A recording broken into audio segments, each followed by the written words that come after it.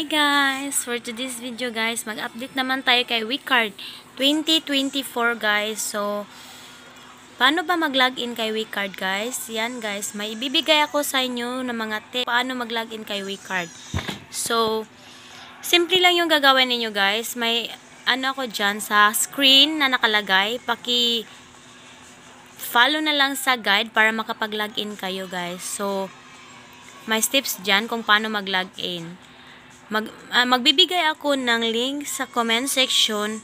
Paki-copy link, punta ka sa Chrome, doon ka mag-open kasi wala ito sa Play Store guys. Nire-remove nila kasi maraming mga apps ngayon na lumalabas guys na sa Play Store ka lang mag-open tapos hindi nyo akalain scam pala. So ni-remove ni Weekcard. So doon na kayo mag-login, mag-open sa Chrome guys.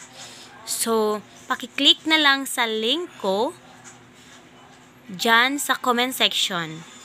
So, sundin nyo lang yung nasa screen ko, yung mga guides kung paano mag-login kay Weekcard. So, 2024 guys, iba naman yung pag-login kay Weekcard. Iba-iba yung mga pag-login kung paano kayo makapasok kay Weekcard. So, sundin lang yung nasa screen ko guys. Thank you for watching. God bless. Bye-bye. Mamwa.